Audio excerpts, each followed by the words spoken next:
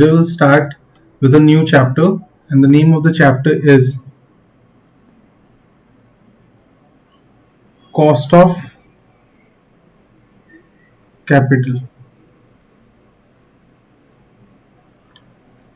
पहले हम ये समझेंगे कि कॉस्ट ऑफ कैपिटल क्या होता है एंड किसे कॉस्ट ऑफ कैपिटल कहते हैं, कॉस्ट ऑफ कैपिटल कैलकुलेट करना क्यों जरूरी है एंड कॉस्ट ऑफ कैपिटल कैसे कैलकुलेट किया जाता है। ये सारी चीजें हमें सीखनी है। तो ना अगर मैं कॉस्ट ऑफ कैपिटल के बारे में बात करूं तो एज वी नो कि फर्म डिफरेंट सोर्स से फंड रेज करता है।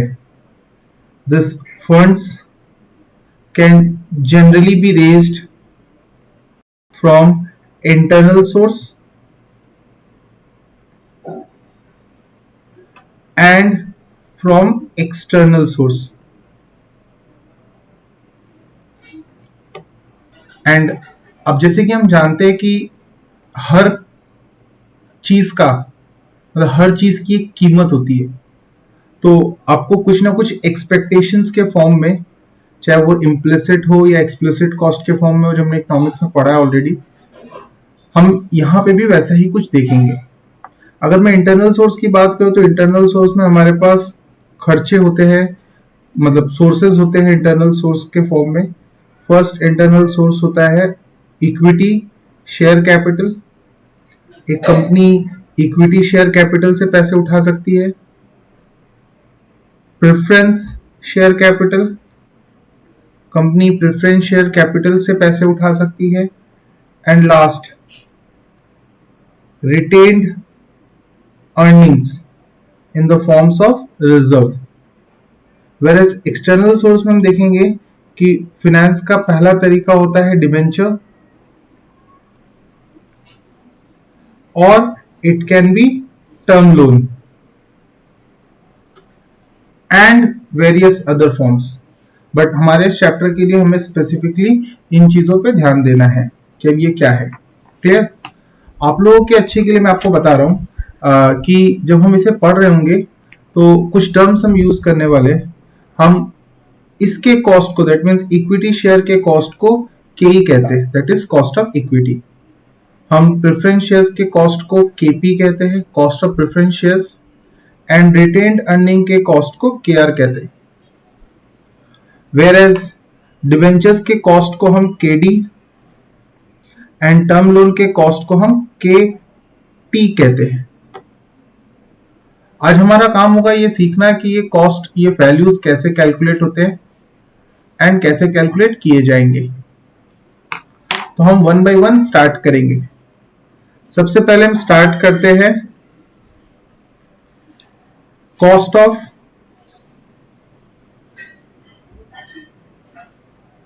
Debentures, that is KD. सबसे पहली चीज, debentures is a type of acknowledgement of डेब्ट। जब कंपनी किसी से उधार लेती है तो वो इसे एक सर्टिफिकेट या एक्नॉलेजमेंट इशू करके देती है, जिसे हम डिबेंचर्स कहते हैं। अब डिबेंचर्स होते बहुत सारे टाइप के हैं, एज आप जानते हो। डिबेंचर्स को हम कन्वर्टेबल, नॉन कन्वर्टेबल डिबेंचर्स के फॉर्म में, पार्टिसिपेटिंग, नॉन पार्टिसिपेटिंग के फॉर्म में, और रिडीमेबल एंड इरिडीमेबल डिबेंचर्स के फॉर्म में जानते हैं। हमारे इस चैप्टर के प्रोस्पेक्टिव्स के लिए हम डिबेंचर्स के इस क्लासिफिकेशन का यूज करने वाले हैं, and the classification is redeemable debenture and irredeemable debenture.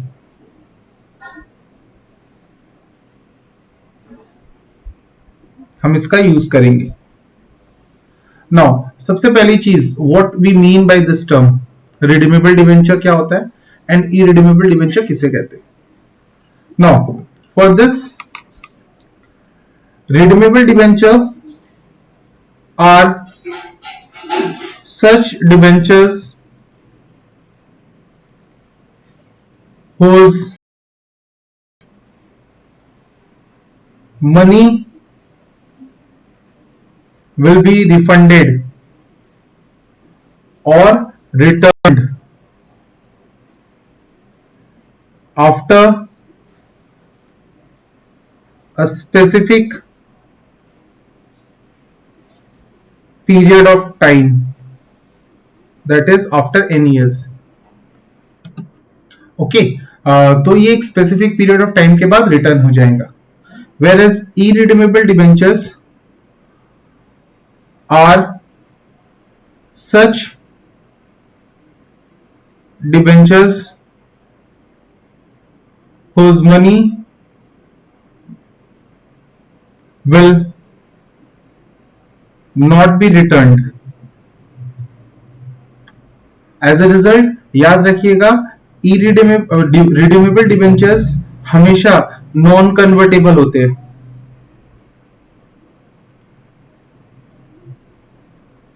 Because redeem किए जा रहे हैं.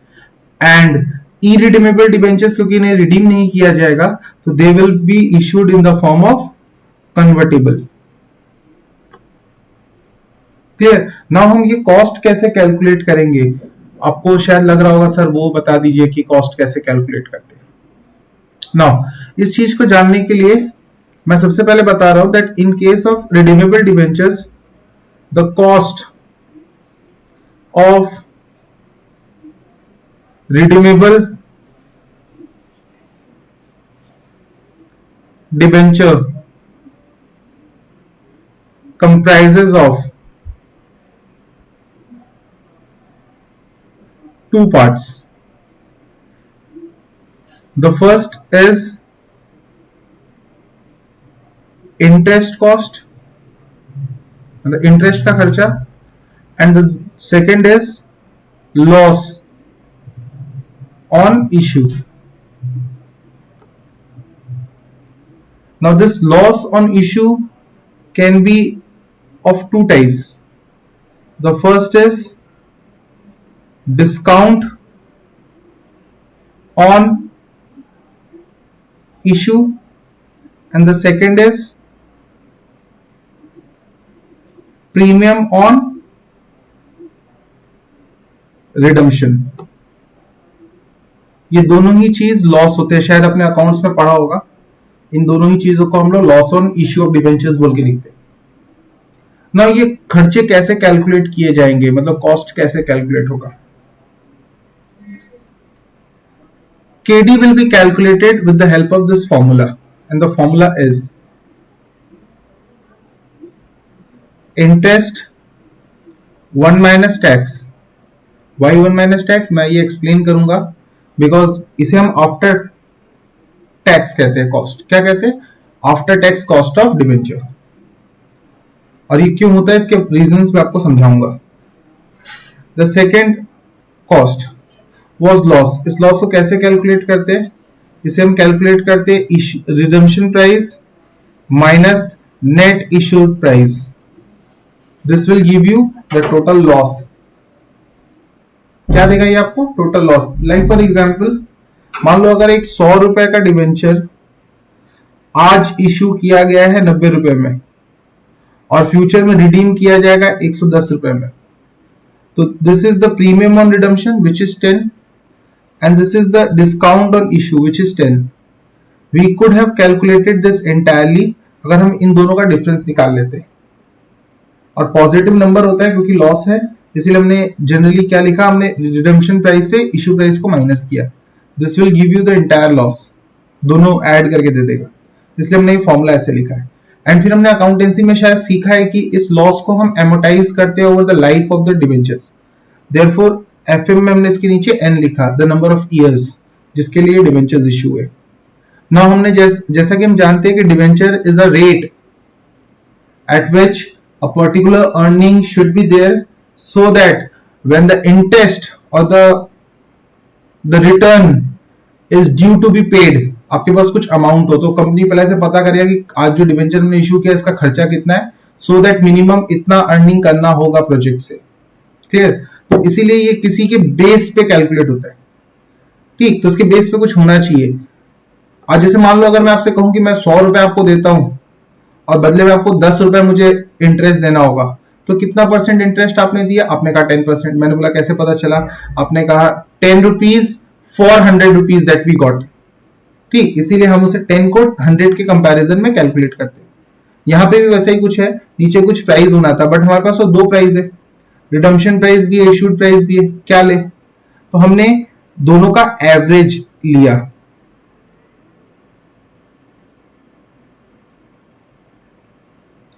एंड टोटल को हमने 100 से इंटू किया ताकि एक बेटर फॉर्म ऑफ परसेंटेज दिखाई दे। याद रखिएगा, ऐसा कभी नहीं होता कि 100 इंटू किया इसीलिए परसेंटेज में आया।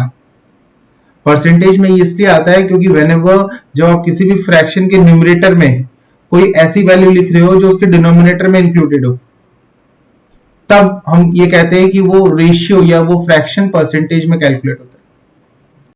ठीक, अब इन वैल्यूज के बारे में जानते हैं कि ये क्या है। अगर मैं इंटरेस्ट के बारे में बात करूं तो ये अमाउंट ऑफ इंटरेस्ट है पर डिबेंचर, मतलब एक डिबेंचर पे हम कितना इंटरेस्ट दे रहे हैं। टी की बात करूं तो ये टैक्स रेट होता है। अगर आरपी की बात करूं तो इसे हम कहते हैं रिडम्पशन प्राइस, दैट मीन्स जो प्राइस हम रिटर्न करने वाले हैं।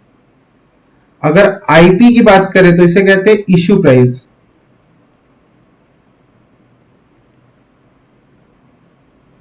वेयरएज आईपी नेट का मतलब होता है IP minus flotation cost. Now what is this flotation cost, इसके बारे में बात करेंगे हम। Flotation cost is the cost that we need to pay for using a particular source of capital, मतलब पर्टिकुलर सोर्स ऑफ कैपिटल को issue करने के लिए जो पैसा खर्च करना पड़ता है उसे हम फ्लोटेशन कॉस्ट कहते हैं। एग्जाम्पल, जैसे आप शेयर्स इश्यू करते हो तो हमें अंडरराइटिंग कमीशन देनी पड़ती है, हमें cost towards issue of prospectus देना पड़ता है, इन चीजों को हम फ्लोटेशन कॉस्ट कहते हैं। याद रखिएगा, FO that means flotation cost is calculated as percentage of a number face value और b issue price। मैंने कहा दोनों में से कोई एक, आपने कहा तब दोनों में से किसे यूज करेंगे, कैसे पता चलेगा? मैंने कहा आप बताओ, आप किसे यूज करते? आपने बोला सर ये तो डाइसी है। मैंने कहा देखो सबसे बेस्ट, एक अंडरराइटर या एक फ्लोटर का काम क्या होता है? मैक्सिमम रिटर्न अर्न करना। वो ट्राई करेगा इनमें से जो भी हायर हो उसके ऊपर परसेंटेज कैलकुलेट करें। आपने बोला क्यों सर? मैंने बोला सोच लो मैं अंडरराइटर हूं, आपने 100 रुपए का एक डिबेंचर इशू किया जिसे इशू हम 90 रुपीज में कर रहे हैं, तो अंडरराइटर कमीशन किस पे मांगेगा, 100 रुपए पे कि 90 रुपए पे? आपने कहा सर डेफिनेटली 100 पे, उसका तो एम है टू मैक्सिमाइज हिज अर्निंग। मैंने कहा ग्रेट। मैंने कहा अगर मान लो 100 रुपए का डिबेंचर्स मैंने 120 में इशू किया तो किस पे मांगेगा? आपने कहा सर इन दैट केस 120। मैंने बोला क्यों? बोला सर एम वही है टू मैक्सिमाइज द रिटर्न। तो फ्रॉम दिस वी गॉट कि flotation cost is calculated as a percentage of face value और issue price whichever is higher. Clear? तो हमने ये चीजें जानी, यहां से हम इसे यूज करना सीखेंगे। Now in case of irredeemable debentures which are convertible, KD is calculated with the use of this formula, and the formula is interest 1 minus T divided by IP net into 100. Clear? Now note for the entire concept. If IP is not given, always assume it to be par. Clear, हमेशा मानेंगे कि पार पे issue है, और flotation cost अगर नहीं दिया सकते, that is the concept. IP अगर नहीं दिया होगा, हमेशा मानेंगे कि आईपी पार है, पार वैल्यू मतलब फेस वैल्यू, ठीक, क्योंकि दोनों ही सिनेरियोज हम नहीं ले सकते। हम ये नहीं कह सकते कि प्रीमियम पे इशू हुआ, शेयर होल्डर्स क्यों, मतलब डिवेंचर होल्डर्स क्यों ज्यादा देंगे, और आप ये भी नहीं कह सकते कि डिस्काउंट पे इशू हुआ, कंपनी कम क्यों लेगा। तो मिडवे होता है फेस वैल्यू पे इशू करना। क्लियर, तो आपको ये चीजें क्लियर है, आपने इसे कॉपी की, ठीक। Will discuss some of more concepts from this area. Clear, till now what we have completed, it's about the first specific cost we studied about, हमने cost of debts निकालना सीखा था। Today we'll do some questions based on this area, and after that we'll move into another concepts. Okay, in the last class we left our discussion on this point. Okay, today we'll start from the same area of discussion. Okay, now just see, we'll start from calculation of cost of debentures.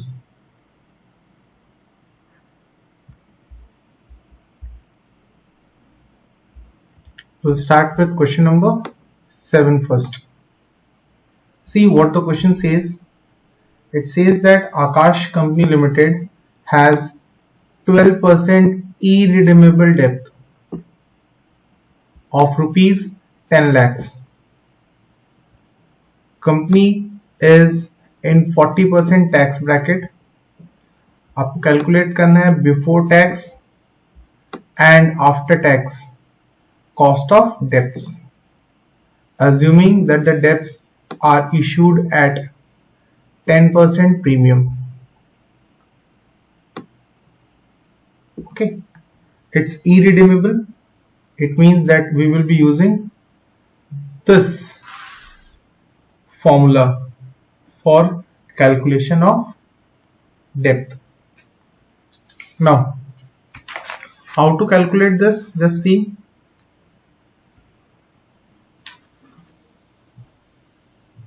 We'll start calculation for illustration number 7. As you have just noted this part, first we wrote the formula cost of debt KD is equals to interest 1 minus T by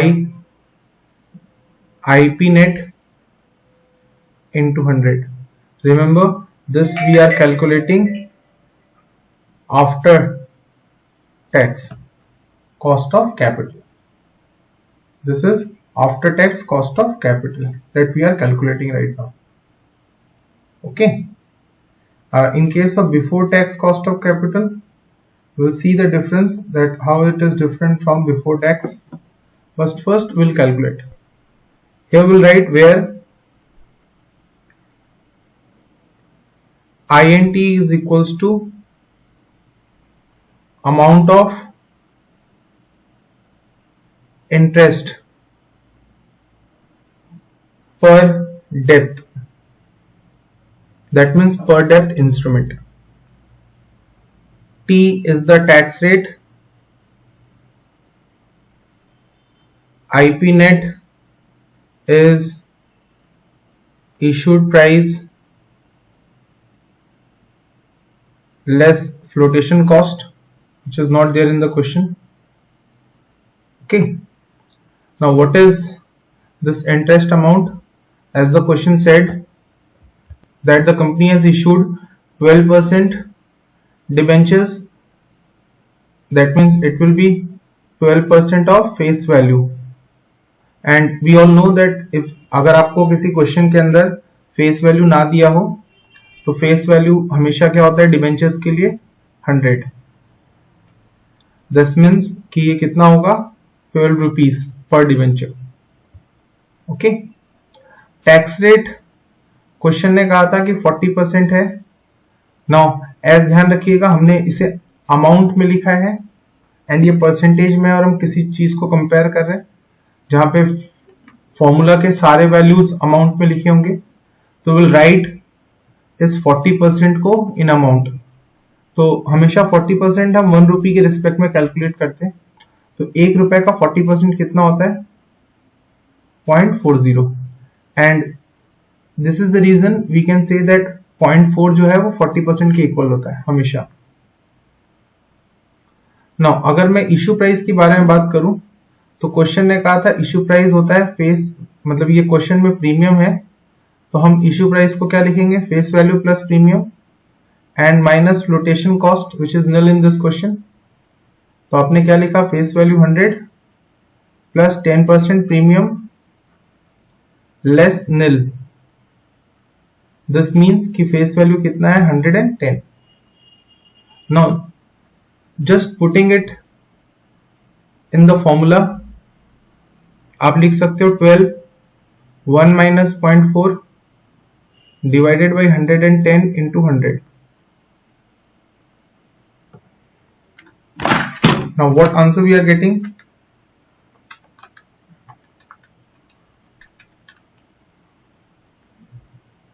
6.5455% approx.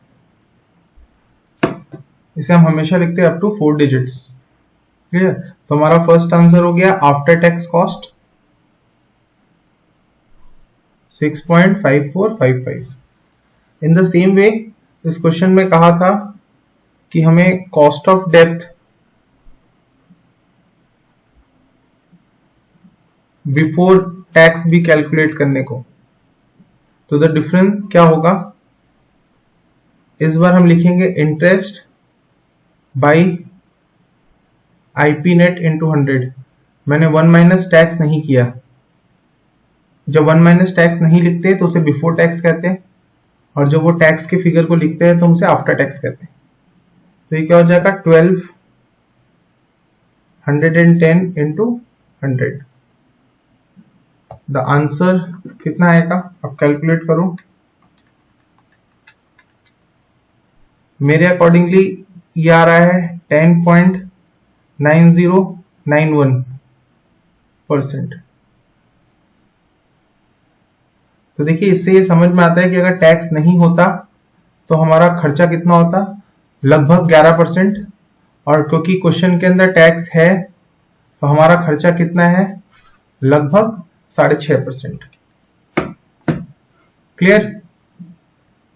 Now moving ahead, हम second question solve करते हैं series में। ध्यान से देखिएगा the next question, illustration 8।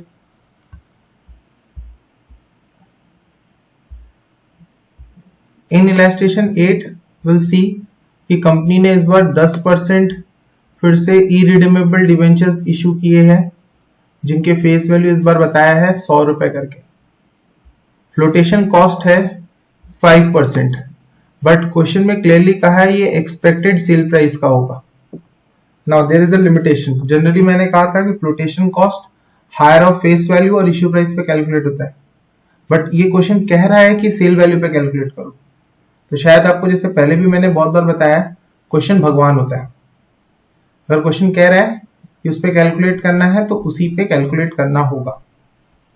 आपसे कहा cost of debentures calculate करने के लिए अंडर 3 डिफरेंट ऑप्शंस। फर्स्ट, अगर इशू पार पे हुआ है, सेकंड इशू अगर प्रीमियम पे हुआ है, और थर्ड अगर इशू डिस्काउंट पे हुआ है। तो हम देखेंगे कि इसे कैसे कैलकुलेट करते हैं। Okay, now just C.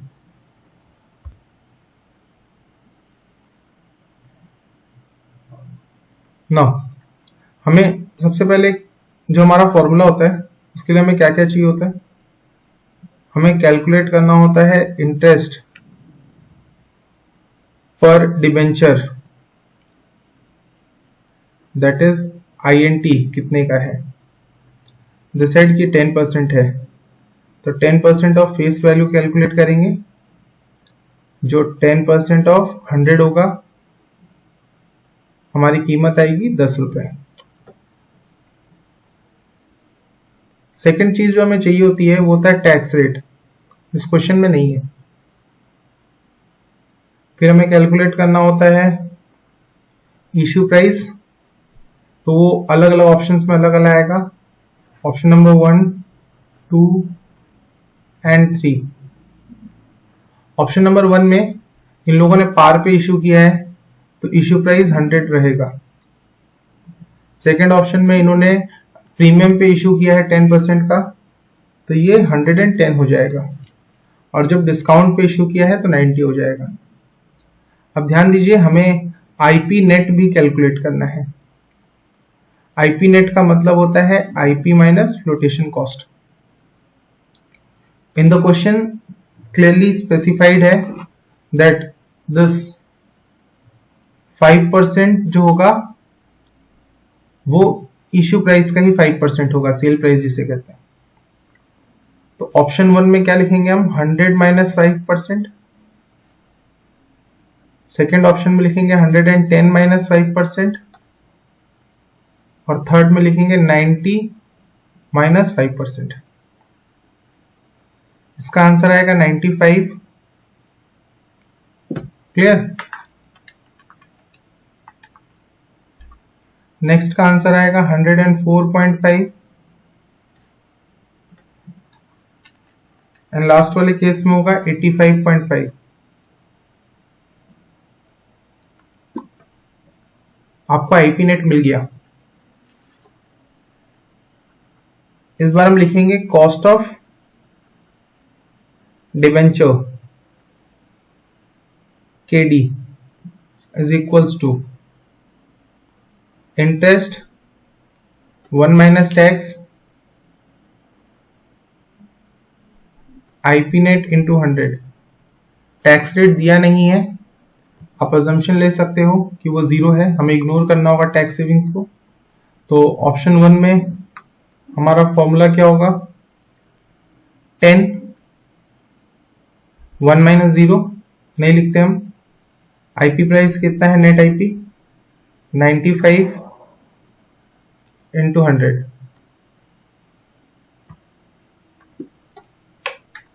The amount is equals to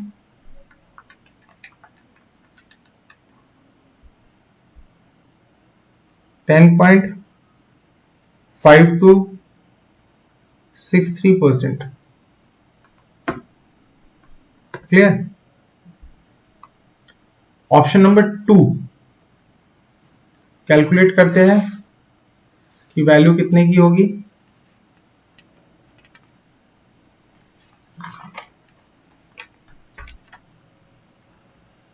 option number 2, 10 divided by 104.5 into 100. This time the answer is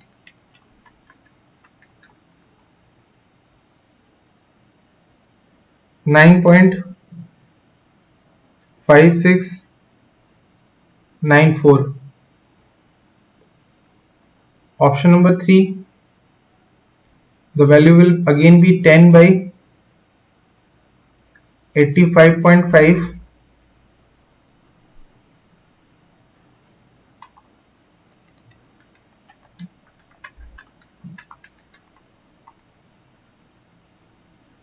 11.6959%। ये सारे बिफोर कॉस्ट आए हैं, क्योंकि टैक्स नहीं है। क्लियर? क्वेश्चन में टैक्स रेट नहीं दिया था।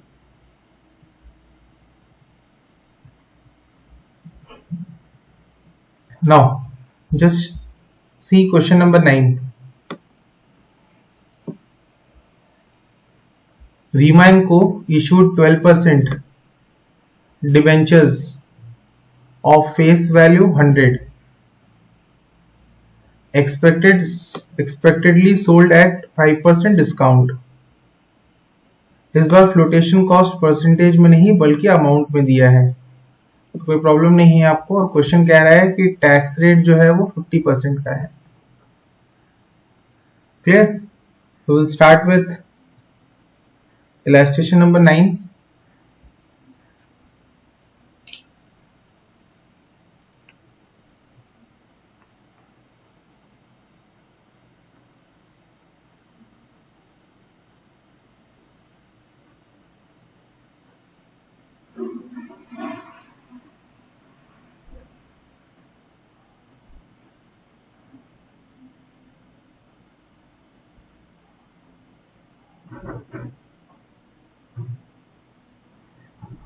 अच्छा,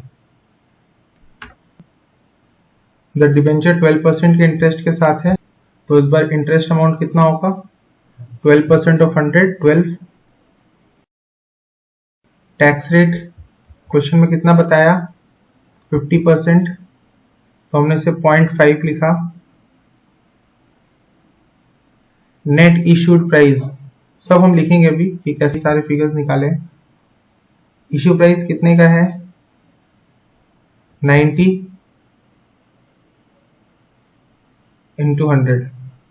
आपके माइंड में आएगा कि फिगर्स कैसे आए सर, तो अब ध्यान से देखो। इंटरेस्ट था 12%, 100 फेस वैल्यू 12। क्वेश्चन में नहीं दिया इसलिए फेस वैल्यू हमेशा 100 होगा। याद रखना, कुछ लोगों को ऐसा लगता है कि मैं इंटरेस्ट का रेट यहां लिखता हूं, इंटरेस्ट नहीं, मैं इंटरेस्ट का अमाउंट वहां लिखता हूं। अगर मान लो एग्जाम हॉल में ये दे दिया कि डिबेंचर्स की वैल्यू मतलब एक डिबेंचर की वैल्यू 100 रुपए है, तो आप सॉरी 1000 रुपीज है, तो आपको 1000 पे 12% कैलकुलेट करना होगा। टैक्स रेट 50% बोला था, तुमने उसे और 0.5 लिखा। हमारा इश्यू प्राइस जो था वो फेस वैल्यू माइनस डिस्काउंट था, तो 100 रुपीज माइनस 5% डिस्काउंट, तो ये आया 95। जब हम नेट आईपी लिखते हैं तो हम आईपी में से फ्लोटेशन कॉस्ट हटा देते हैं, एफओ, और you can write FC. Clear? तो हमने क्या लिखा? 95। इस टाइम क्वेश्चन में बोला है कि फ्लोटेशन कॉस्ट 5 रुपए है। हमारा नेट इश्यू प्राइस कितने का होगा? 90। जस्ट पुट करेंगे एंड सॉल्व करके चेक करेंगे कि वैल्यू कितनी आ रही है। This will B 6/90 into 100,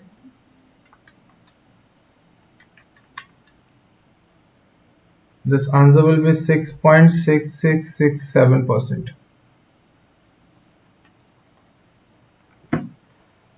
okay, clear है how we are doing this? okay, now the next question is for irredeemable debentures. First I will solve question number 10. फिर से देखिएगा, डिम्पियन को 12% वाले डिबेंचर्स इश्यू हुए हैं, face value is 10। Debentures sold होंगे 10% के डिस्काउंट पे, रिडीम होंगे 5% के प्रीमियम पे आफ्टर 10 इयर्स। अच्छा, फ्लोटेशन कॉस्ट जो है वो 5% है और टैक्स रेट 50% है। क्लियर? तो हमने पहले डेटा कलेक्ट किया, जस्ट अब इलस्ट्रेशन 10 बोल के कुछ डेटा क्वेश्चन से ले लीजिए। 12% डिवेंचर्स है, ये हमने कॉपी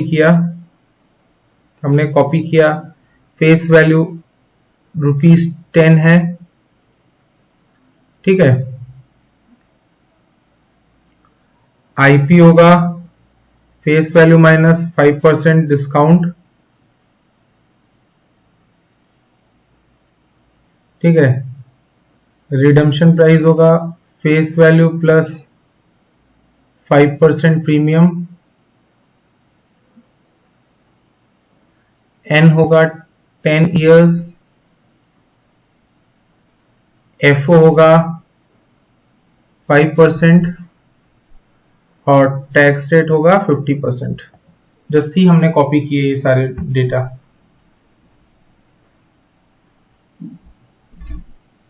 क्लियर?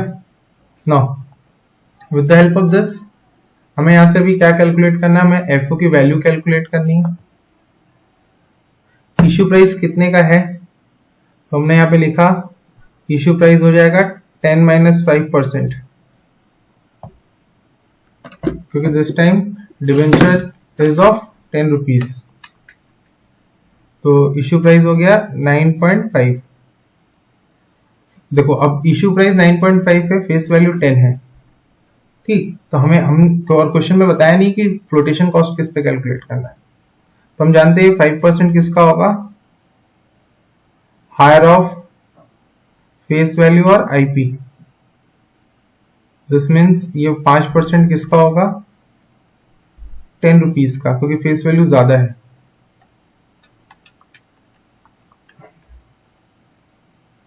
.5 दिस मीन्स कि आपका आईपी नेट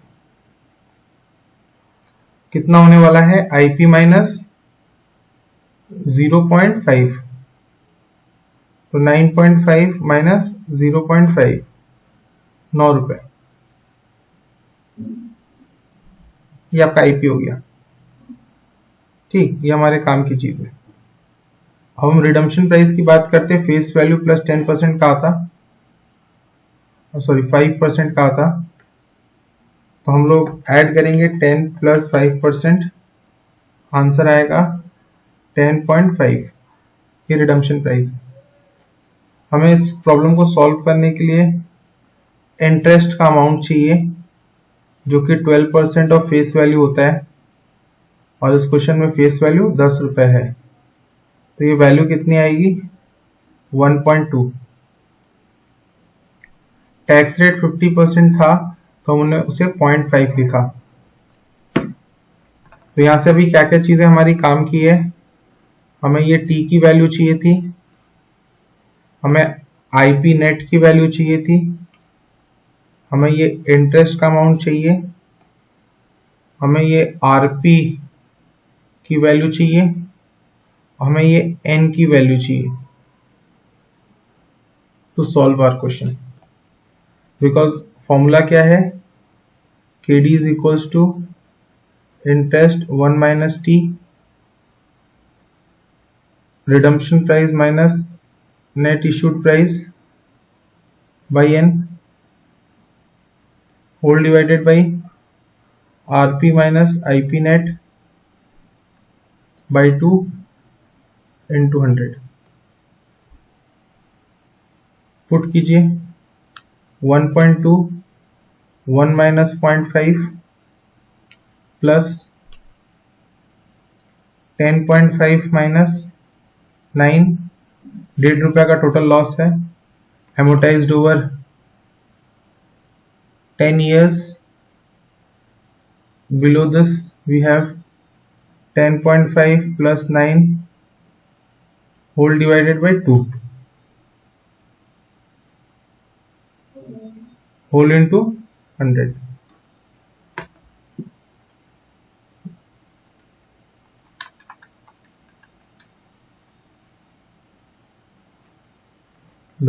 इसका आंसर आएगा 0.6 plus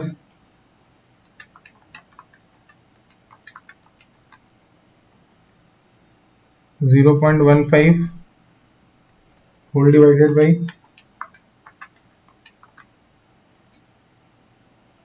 9.75 into 100 equals to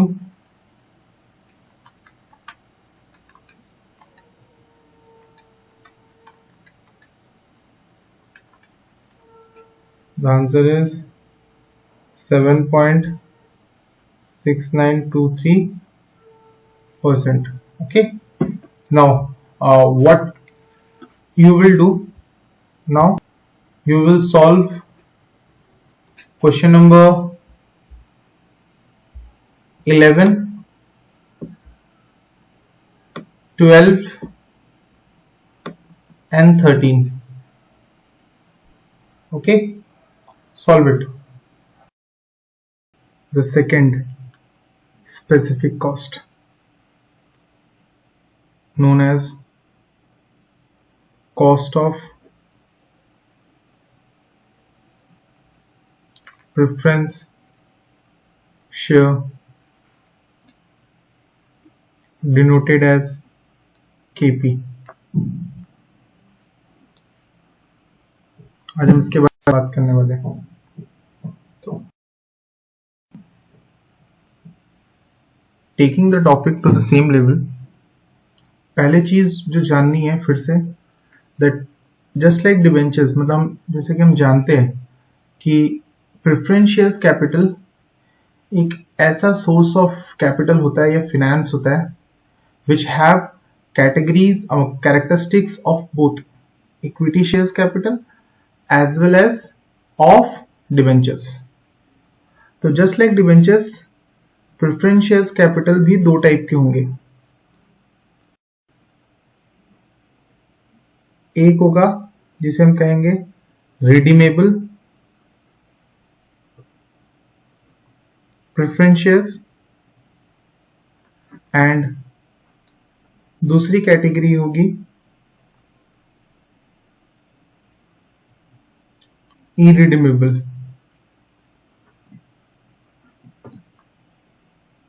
preference shares।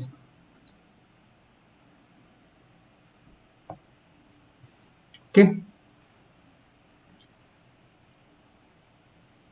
फिर से दैट मीन्स इसकी कैटेगरी काफी ज्यादा मिलती जुलती है किससे, डिबेंचर्स से।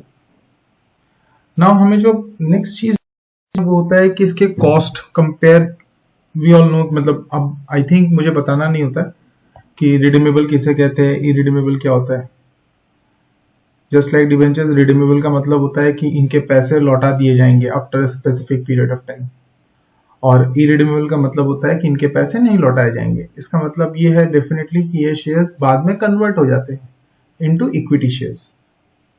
ओके, नाउ इसके पूरे कॉस्ट में अगर मैं बात करूं तो इसका कॉस्ट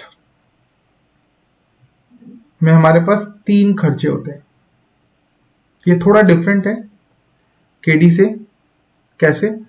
पहला तो इसका जो खर्चा है वो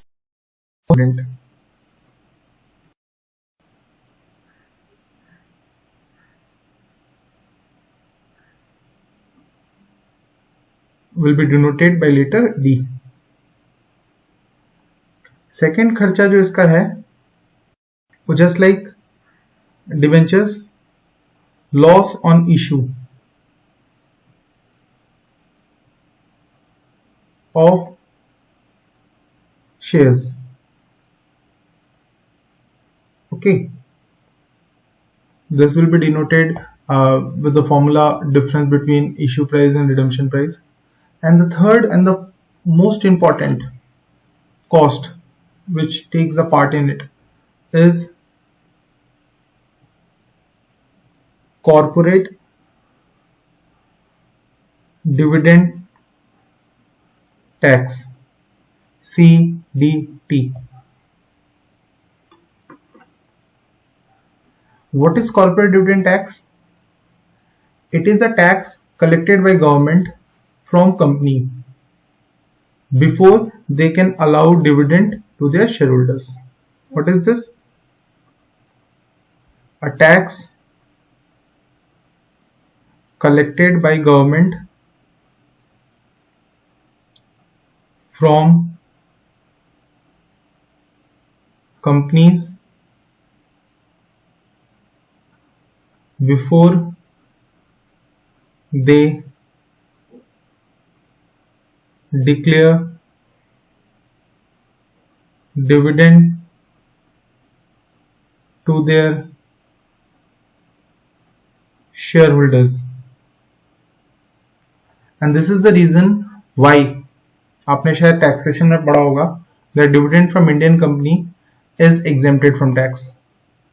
That means it is not considered as an income as per the provision of Income Tax Act 1961, because government is already getting the taxes when the income arises, but this time this taxes is actually paid by the company who is declaring such dividends। Okay, तो आपको ये ध्यान रखना है। इसका मतलब इसके formulas में डिफरेंस कहाँ आएंगे, ध्यान से देखिएगा। KP, the formula will be dividend 1 plus CDT.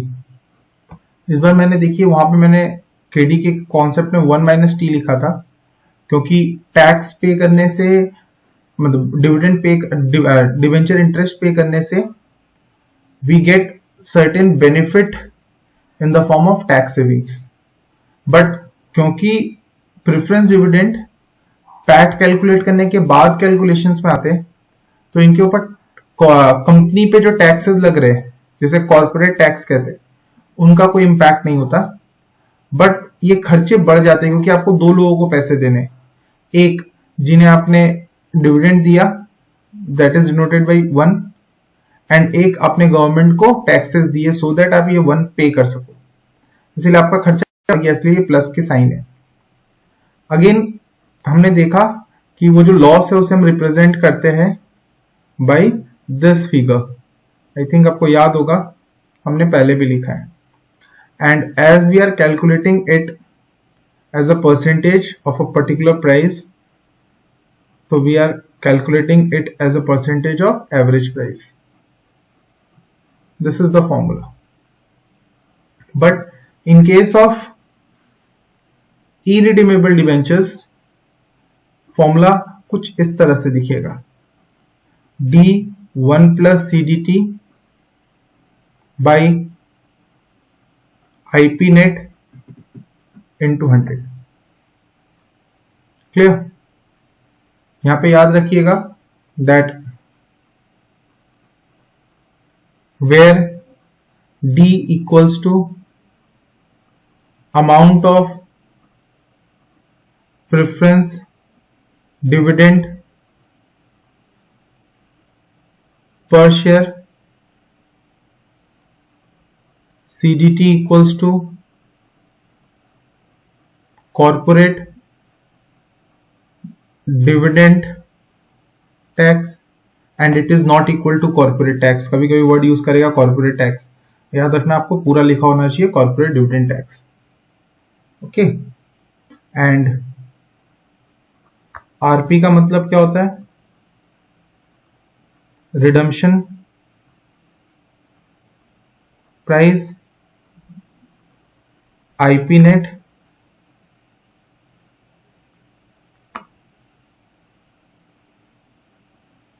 issued price minus flotation cost. Okay, so our N is the number of years. Now we don't have that much to explain regarding this because हमने already cost of debentures पढ़ लिए. Okay, so we'll directly start with some of the questions from this area.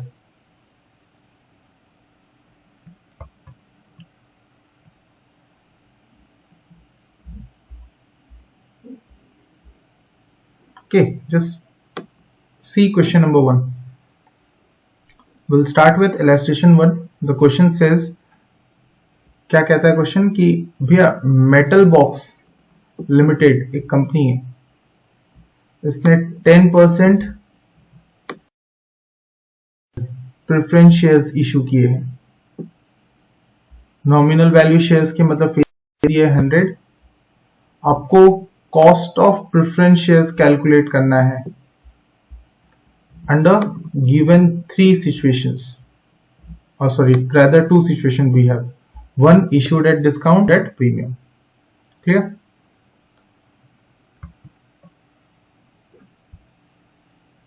तो just देखिएगा, illustration number 1 हमने calculate किया. D की value कितनी है? Set 10% of face value, that is 10% of 100 rupees 10. Okay, क्या क्वेश्चन में CDT दिया है? क्वेश्चन मार्क नहीं. ठीक, तो हम इसे क्या ले लेंगे? Will consider it to be 0. ठीक, will consider this to be 0. Next, what is RP, redemption price? The question says कि ये प्रेफरेंस शेयर्स इरिडीमेबल है, इसका मतलब इसके आरपी नहीं होंगे। दैट मीन्स फिर हमारे पास क्वेश्चन चेक कीजिए।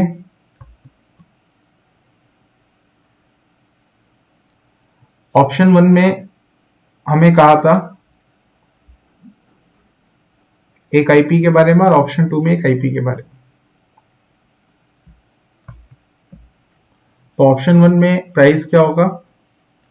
Face value minus 6% and option 2 में face value plus 6%। This means ये आंसर होगा 94 एंड दिस विल बी 106। हमारे पास दो फेस वैल्यूज भी आ गए। नाउ जस्ट हम कैलकुलेट करेंगे कि that what is the value of KP.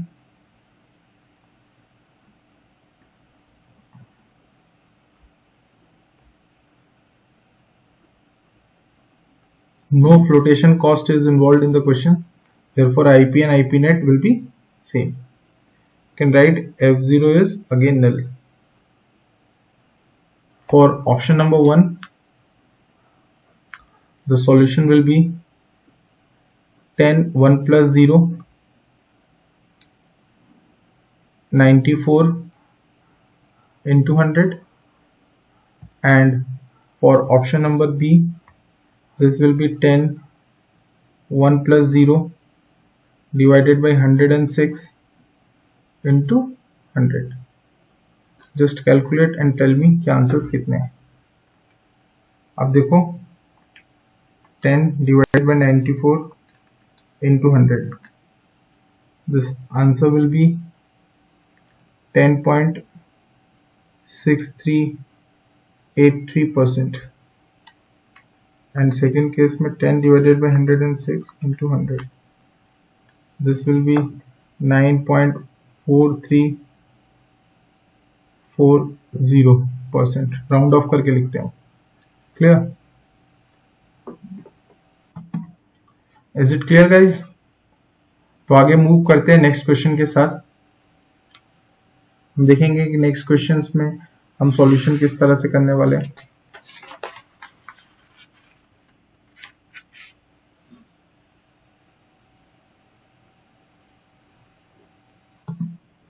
Now just see question number 2. Question is about Western Company Limited. ये कंपनी प्लान कर रहा है कि 4000 प्रेफरेंस शेयर्स इशू करेगा जिसका रेट 12% है, फेस वैल्यू 100 ईच है। ये रिडीमेबल है at par after 10 years. Expected to be sold at premium of 5% and flotation cost is 8%. Corporate tax rate दिया हुआ है, that is T 35%. It's not required, we can cut it. And आपको कहा गया था कि cost of preference shares calculate करो। Okay, so now just see how to solve illustration number 2. We'll first collect the data. ये कितना दिया हुआ है? 12% of face value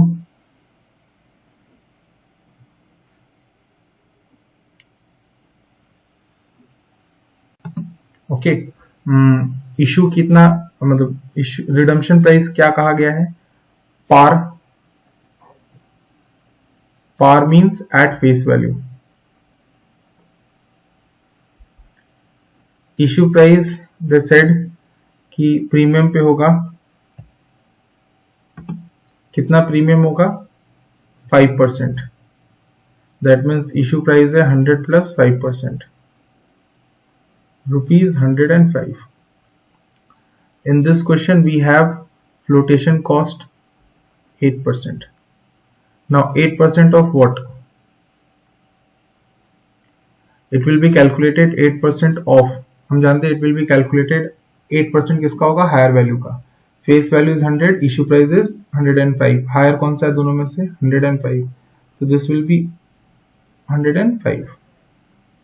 just calculate कीजिए. 105 का 8% कितना हो रहा है? It is 8.4. अब विल कैलकुलेट कि नेट इशू प्राइस कितने का है.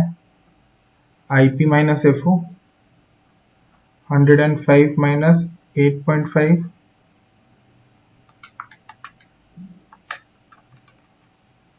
this is rupees 96.6.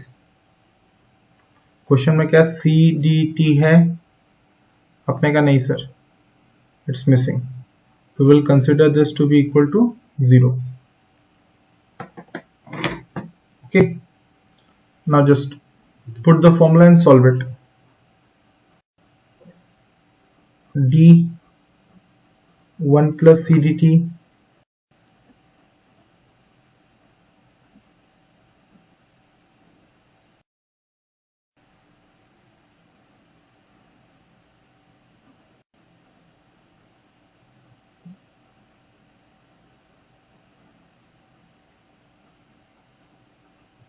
okay, you just write N here. ने कहा था 10 years. Now just calculate. 12, 1 plus 0, 100 minus 96.6 by 10 whole divided by 100 plus 96.6 by 2 into 100. Tell me the answer. This will be 12 plus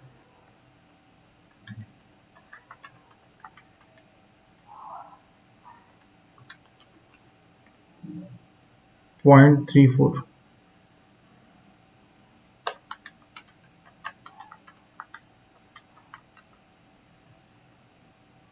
$98.3.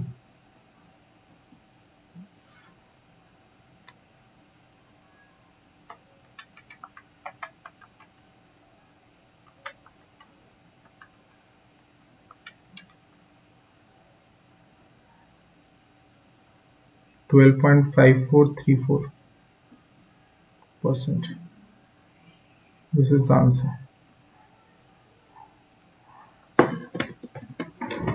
Is it clear? अच्छा guys, अब आप video को एक बार pause कीजिएगा and solve question number 3 and 4. This will be your class work. Right now you have to do this. Okay, and guys, it's a request, please keep this video pause till you solve these two questions. Okay,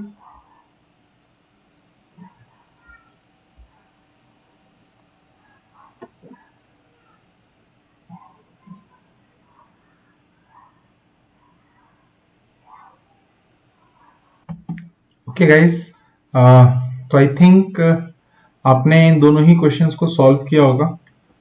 late me tell you the answers for illustration number 3 and for illustration number 4. For illustration number 3, the answer for illustration number 3 is, you just write, मतलब आपने I think ये formula लिखा होगा, KP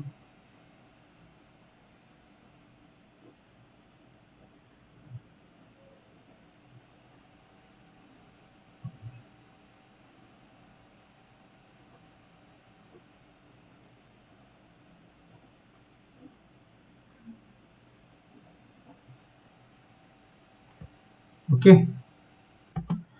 आई think आपको balances कुछ इस तरह से मिले. 12, 1 plus 0, redemption price is 110, minus next issue price होगा 103, 15 whole divided by 110 plus 103 by 2. The final answer is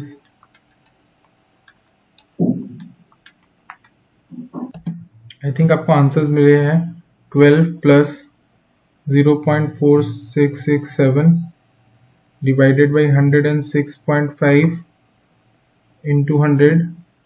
This is equal to 11.7057%.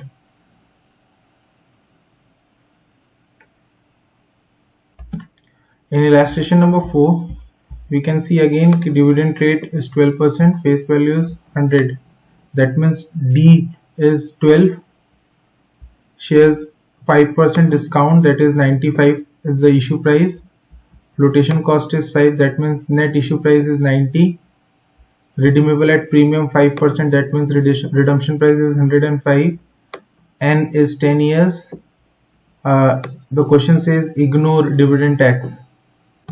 So this means for illustration number 4, D की value थी 12% of 100, that is rupees 12. F0 is 5. We can see that F0 is 5. Redemption price हमने question में देखा कि 105 है. Issue price 95 है. N 10 years. CGT nil and net will be 95 minus 5, that is rupees 90.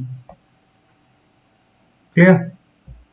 Now putting it, we'll get D 1 plus CGT. ये habit रखिएगा, आप हमेशा फॉर्मूला लिख कर ही सॉल्व करें. इससे फॉर्मूलाज लर्न करने का कॉन्सेप्ट भी क्लियर हो जाता है.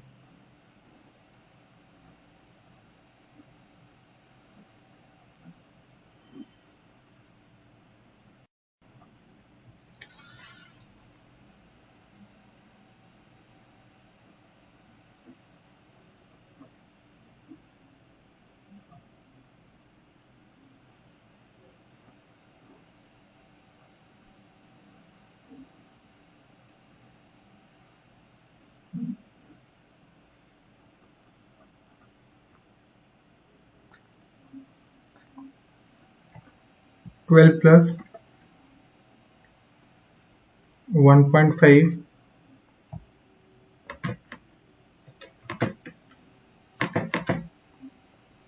it's 97.5. The answer is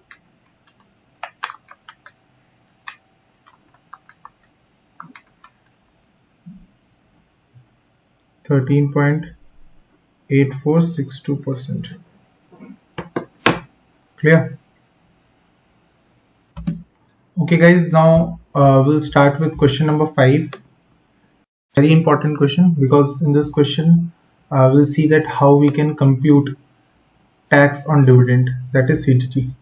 Said कि 12.5% है, सरचार्ज 2.5% का होगा और एजुकेशनल सेस 3% का होगा. क्वेश्चन कह रहा है 3. जनरली भी नो कि राइट नाउ ये 4% है, बट फिर भी क्वेश्चन कहता है हम उसके हिसाब से कैलकुलेशंस करेंगे. इट्स जस्ट अ नंबर, हमें फॉर्मूलाज में पुट करना सीखना है. ओके, नाउ तो हमने क्या किया, हमने इलस्ट्रेशन नंबर 5 पुट ऑन किया. नाउ जस्ट सी, हमने यहाँ सारे बैलेंसेस लिखे. डी की वैल्यू कितनी है, again 12% of rupees 100, that is rupees 12. Question said कि इशूड कितने पे होने वाला है, प्रीमियम पे. कितने के प्रीमियम पे, 10%, that means 100 plus 10%. Issue price होगा 110. रिडम्पशन होने वाला है 20% के प्रीमियम पे, that means redemption price is 102. N is 5 years, clear? The only thing is left जो है CDT. CDT कैसे कैलकुलेट करते हैं? देखो बेस टैक्स रेट है 12.5%. देन सरचार्ज कितना होगा? It will B 2.5% of 12.5 and whatever final tax rate आएगा will add 3% to it. तो आप जस्ट कैलकुलेट कीजिए, मैं कैलकुलेटर में आपको दिखा रहा हूँ, इसे कैलकुलेट करके हमने 12.5 लिखा प्लस 2.5% किया प्लस 3% किया. द टोटल वैल्यू इज हम यहाँ लिखने वाले हैं 13.1969%. ओके, CDT की वैल्यू फाइनल फॉर्मूला में पुट करते हैं. D1 plus CGT RP minus IP net by N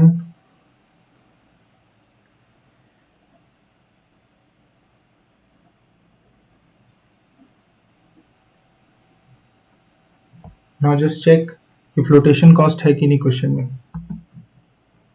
हमने क्वेश्चन में नोट किया that there is a underwriting commission of 5%. That means flotation cost है. Okay, therefore IP net will be 110 issue price minus flotation किस पे calculate होगा? फिर से देखिए, इश्यू प्राइस 110 है, फेस वैल्यू 100 है, कौन सा वैल्यू बड़ा है? 110.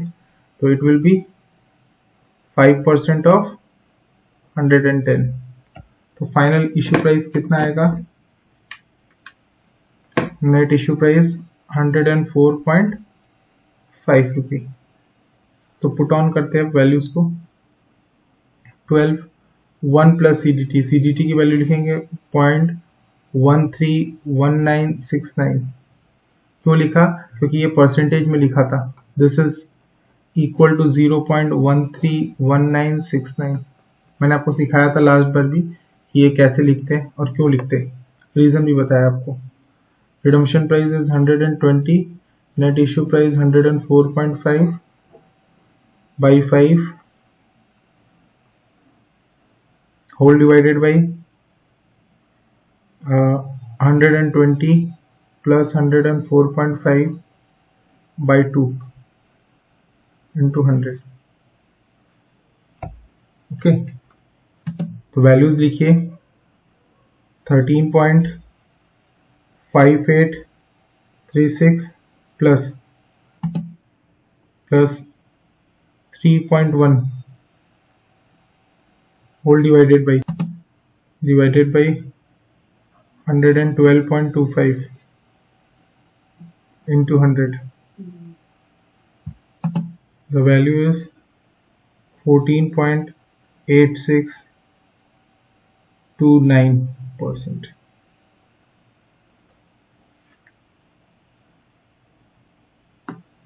This is the final answer. Is it clear, guys? Okay, तो नेक्स्ट क्वेश्चन देखिए आप लोग. Illustration number 6.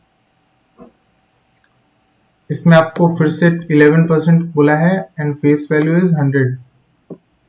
Flotation cost they are saying that it will be 2% on issue price. तो आपके लिए रेस्ट्रिक्शन है, आपको इश्यू प्राइस पे 2% कैलकुलेट करना होगा. प्रेफरेंस शेयर्स रिडीम होने वाले हैं प्रीमियम पे 5% आफ्टर 5 years. ओके, कंपनी पर टैक्स रेट 30% का, बट ये हमारे किसी काम का नहीं है. But this time they are saying that the corporate dividend tax is 10%. You need to calculate cost of preference shares. ठीक, so this question will be an homework for you. Only one homework for today. Okay, you have to solve this. Okay, guys. Apart from that, there are certain questions for your home assignment. You need to solve question number 1, question number 2. 3. Okay, then question number 4, 5, then question number 6 you need to solve these 6 questions along with that one. Okay, this is your work right now. Okay, close this video only after you complete this, it's a request, and stay at home, stay safe. Thank you.